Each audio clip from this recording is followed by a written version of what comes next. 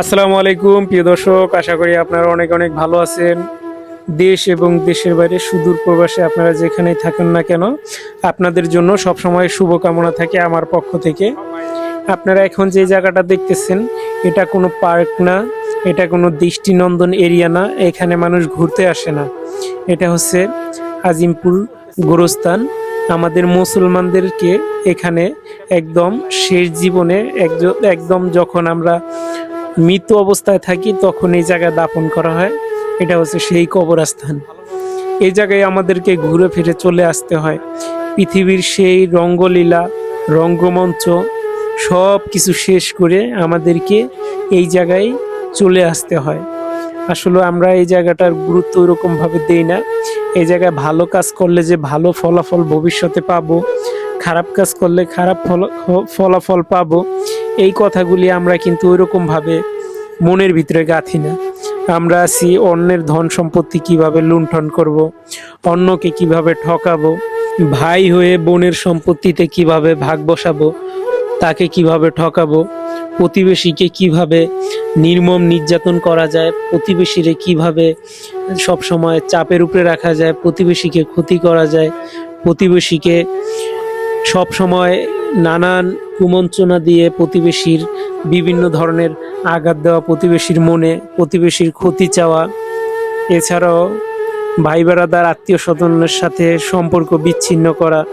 আমরা আসলে এইভাবেই এগিয়ে আছি, আমরা এই কাজটা একটু বেশি করি, যার জন্য আমাদেরকে কিন্তু এই কাজের যেই সাজা বা এই কাজের যেই ফলাফল, এটাও কিন্তু ভোগ করতে হবে।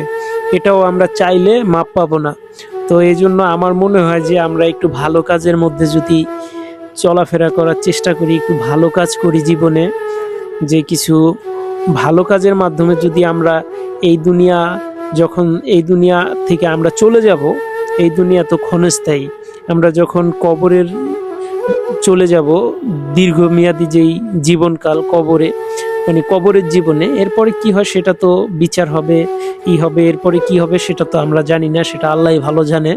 তবে কবরের জীবনে আমরা চলে যাব যখন, এই ভালো কাজের ফলাফল তখন আমরা পাবো।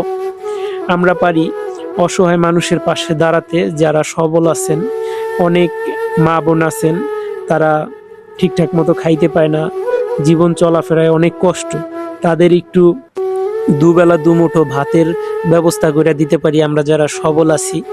আমি এরকমও জায়গায় গেছি যে তাদের অসহায়তা দেখা আমি নিজে যে কি বলবো তাদের বলতে পারি না, তাদের যেই একটা সান্ত্বনা দেব সেই সান্ত্বনার ভাষা আমার নাই।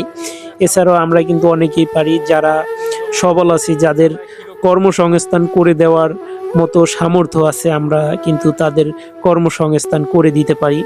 বর্তমানে আমাদের দেশের ম্যাক্সিমাম যুবকদেরই কিন্তু হতাশাগ্রস্ত থাকে তারা, কারণ যে দেশে কর্ম নাই, তারা কর্ম করে জীবনে চলতে পারে না, তাদের কর্মসংস্থান নাই, তারা খাইতে পায় না, মানে বাবা মাকে ফ্যামিলিকে যে চালাবে তারা এরকম একটা অবস্থান নাই। ইভেন আমি নিজে যে কথা বলতেছি, আমারও কিন্তু ভালো একটা কর্মের জোগান নাই। আসলে আমি যখনই মানুষের সাথে মিশি বা আমি যখন ভিডিও করতে যাই, তখন আমি বুঝতে পারি যে মানুষ এখন অনেকটা অসহায় হয়ে দাঁড়াইছে বা অসহায় হয়ে পড়ছে। বর্তমান সময়ে কর্মসংস্থানের খুবই অভাব। যারা সবল আছেন তাদের কথা তো আর বলা লাগে না, তারা তো আল্লাহ তাদেরকে ভালো রাখছে, তারা ভালো অবস্থান করছেন। আসলে এই যে দুনিয়াটা ক্ষণস্থায়ী, এই জায়গায় আপনাকে আমাকে হতাশাগ্রস্ত হয়ে থাকতে হয় যারা আমরা মধ্যবিত্ত ফ্যামিলি আছি। আসলে সবারই তো একদিন মারা যেতে হবে, আমরাও ভালো কাজ করব। তবে এই কথাগুলি আমি কেন বললাম যে মধ্যবিত্ত ফ্যামিলি বা আর্থিক সমস্যার এই কথাগুলি আমি এই কারণেই বললাম যে আর্থিক যদি সমস্যা থাকে আমাদের ভিতরে, আর্থিক সমস্যা থাকলে কিন্তু আমরা ভালো কাজ করে ওইরকমভাবে দুর্নীতি পরায়ণ যেই লোকগুলি আছে এরকম থেকে ভালো হইতে পারবো না। আমাদের যদি আর্থিক সমস্যা থাকে, পেটে ক্ষুধা নিয়ে আমরা সৎ কাজের দিকে কমেই কিন্তু যাইতে চাইবো। আর এই দুনিয়ায় কিন্তু খারাপ কাজের যে ফলাফল, এটা পরকালেই কিন্তু আমরা পাবো। এজন্য বলছি যে যদি কারো সামর্থ্য হয়, তাহলে ভাই আপনি একজন মানুষের কর্মসংস্থান করার চেষ্টা করবেন, মানুষটা ভালো কাজ করবে, মানুষটা তাদের বাবা মাকে নিয়ে খেয়ে পরে বেঁচে থাকতে পারবে, আপনার জন্য দোয়াও করবে। ভাই এই দুনিয়া ক্ষণস্থায়ী, আমাদের চলে যেতে হবে। আমরা এরকম ব্যবহার করব না কারো মনে যাতে আঘাত লাগে, এটা সব সময় চাইবো, যে কোনো মানুষই চাইবো যে সে ভিন্ন ধর্মের হোক, সে যেই হোক না কেন, আমাদের আপন ভাই হোক বা প্রতিবেশী হোক, আত্মীয় স্বজন হোক, আমরা চাইবো না কখনো কারো মনে কষ্ট দিতে, আঘাত দিতে। আর আরেকটা বিষয় সবচেয়ে যেটা এখন গুরুত্বপূর্ণ হয়ে দাঁড়াইছে, মানুষকে ঠকানো, মানুষকে সব সময় ঠকানো হয়। বর্তমানে দুনিয়াতে মানুষকে মানুষ ঠকায় বেশি, মিথ্যা কথা বলে বেশি। আসলে আমি নিজেও অনেকটা চেষ্টা করি সত্য কথা বলার, এরপরে আমি নিজে যেই খারাপ কাজগুলি করতাম অলরেডি খারাপ কাজগুলি অনেকটা ছেড়ে দিছি।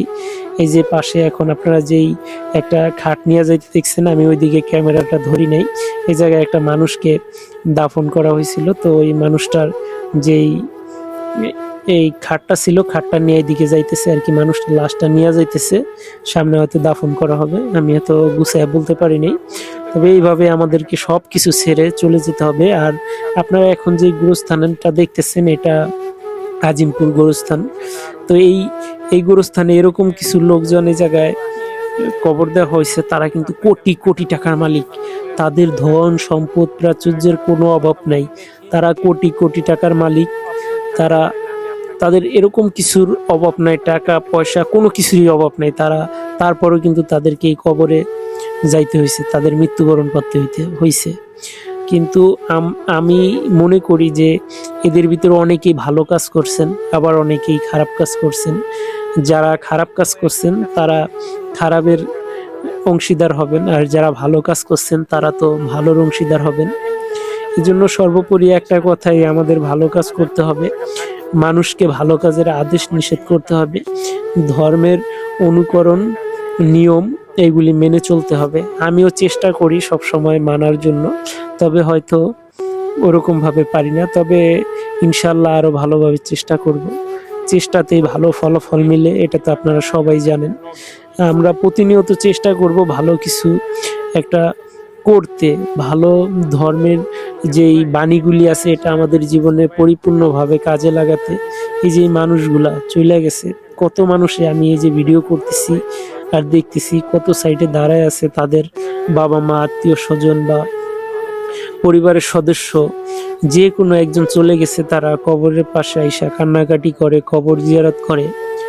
আসলে এটাই জীবন। আমরা যারাই আছি, আমরা যারা অবৈধ সম্পদ অর্জন করি, এদের যে অবৈধ সম্পদ থাকে, এদের ছেলে মেয়ে যারা থাকে, এরা কিন্তু এগুলি ভক্ষণ করে। আর এরা কিন্তু একটা সময় গিয়ে কবরের পাশে দাঁড়াবেও না। মানে দুনিয়াটা এরকম একটা স্বার্থপর জায়গা। আপনারা দেখবেন যে ভালো কাজে যে করে সে ভালো ফলাফল পায়, হয়তো সময় যে বর্তমান সময় পেল না, কিন্তু আখিরাতে পাবে। আর যারা খারাপ কাজ করে, খারাপ কাজের ফলাফল অনেকে দুনিয়াতেও পায়, আখিরাতেও পায়। তাই বলবো, আপনার যে এই হারাম সম্পদ আপনি গড়তে চান, এই হারাম সম্পদ আপনি বাদ দেন। আপনি ভালো কাজের সম্পদ এটা দুনিয়াতে রাইখা যান। এই ছেলে মেয়ে, আত্মীয় স্বজন বা যেই আছেন, তারা কিন্তু আপনার বা আমার কবরের আযাব বা কবরের গিয়ে এই সম্পদের দায়ভার দেবে না বা হিসাব দেবে না। কাজেই আমরা অনৈতিক সম্পদ গড়ার থেকে আমরা বিরত থাকব, হক হালালি ভাবে চলার চেষ্টা করব।